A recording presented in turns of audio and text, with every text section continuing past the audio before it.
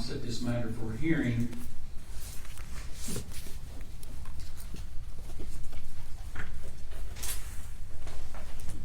on October the 23rd. Thank you, Your Honor. Now, that takes care of the criminal matter.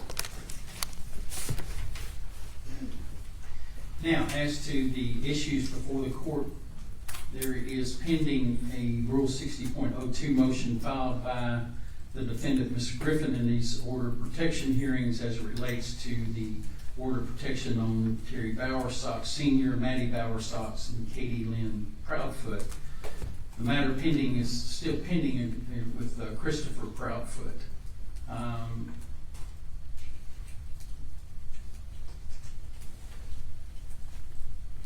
Your Honor, our Rule 60 was intended to cover all of those orders of protection.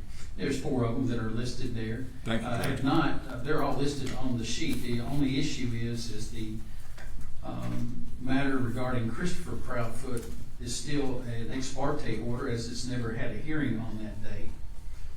And so any motion to reconsider or set that aside would be premature because we've never had an issue. We've not had a hearing on that matter. It was set for last Thursday and it was continued on to this Thursday. So that Rule 60.02 motion to reconsider judgments as to Mr. Proudfoot is hereby denied because that is premature in its filing. And so Mr. Frizzell, if you'll do an order as it relates to Christopher Proudfoot, I think his case is case number 3893, 2024 civil, because it's premature at this time.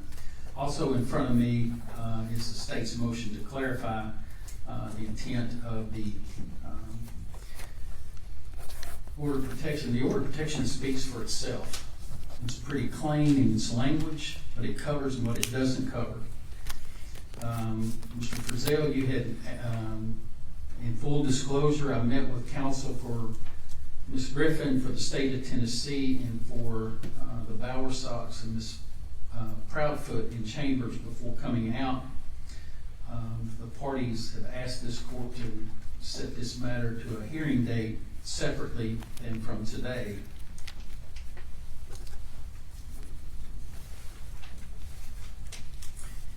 You know, in my consideration, I will grant this continuance, but it's only going to be for a short period of time because we have order of protections involved. These order of protections that are filed are in effect, as the court sees them, they're in effect currently as except to Mr. Proudfoot's, which is an ex parte, and it remains in effect as an ex parte until we have a hearing on all of these matters at the same time. Council will get their calendars out. Mr. Moore, are you going to represent, you and Mr. Kowski going to represent the Bowersox and the Proudfoots, or just one party? Your Honor, I believe we can do both because it does seem to be the same. You're going to represent all 4 parties then? There's 4 different orders of protection. There's one that's been granted for Terry Bowersox Sr., Maddie Bowersox, Katie Proudfoot. The only one that has not been heard yet is Christopher A. Proudfoot, and that was set, and I'll set that for a hearing on the same day that we take all these up at the same time. Yes, Your Honor. I believe it was our agreement with the Proudfoots. We represent Katie Proudfoot and Christopher Proudfoot, and we can certainly talk to them about potentially representing the Bowersox if they need representation, but as it stands right now, Okay. it's the Proudfoots. I just want to make sure that's clear for the record of who your clients are. Thank you, Your Honor. I don't want to address you in matters regarding the Bowersox if you're not representing them.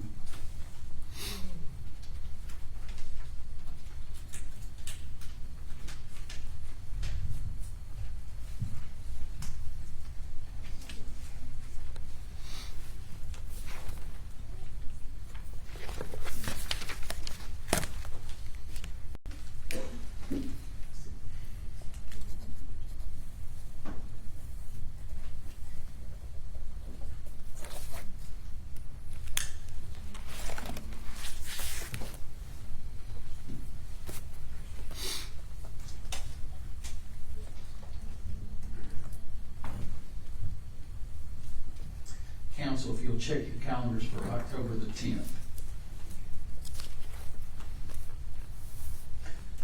I'm open, Your Honor.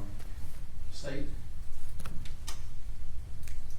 Judge, I may potentially be at a jury trial that day, but if not, I can be there. I'm gonna set it for the 10th. Mr. Moore, are you available that day? Yes, Your Honor. All right. I'm gonna set this matter, I have orders protection that morning set on my civil docket that morning anyhow. What I'll do is tentatively set this for 11 o'clock on October the 10th. And we'll address all the issues that are outstanding in this matter. Ms. Griffin, until then, the order of protections as it relates to Mr. Bowersox, Ms. Bowersox, and Ms. Proudfoot are in effect and the ex parte order is in effect as it relates to Mr. Proudfoot. The difference is the penalties, if you violate those, are different for one having been ordered and one that is an ex parte. Those are the differences between those. Any other matters we need to take up, counsel, from the state? Yes, sir. All right. Your Honor, we would simply ask that the copy of the statute we provided to the court be entered into the record. If you're going to file any, are you anticipating Yes. filing any other matters? Just Yes. include that with what you're going to file. That way it's in the record. What you provide me back in chambers is not adequate. Thank you, Your Honor. Attached back into this file. So Thank we'll you. do that. And anything, Mr. Moore, if you intend to file on anything in the state, I would ask that you all, if you have any motions that you're going to file, please have them filed by Monday, September 30th at noon. Yes, Your Honor. And if you'll also include that in that order, Mr. Frizzell, for the court's signature, and make sure that all the parties are served. That'll be the order of the court. Thank you, Your Honor. Mm-hmm. The date again in September for the motions to be filed. September 30th, Monday, September 30th at 9 o'clock for the motions. And then we'll have a hearing beginning at 11, as close as possible, beginning at 11. It depends on how the morning goes with the order of protections that morning, how many I have and how many hearings we have on those. Thank you, Judge. All right, thank you.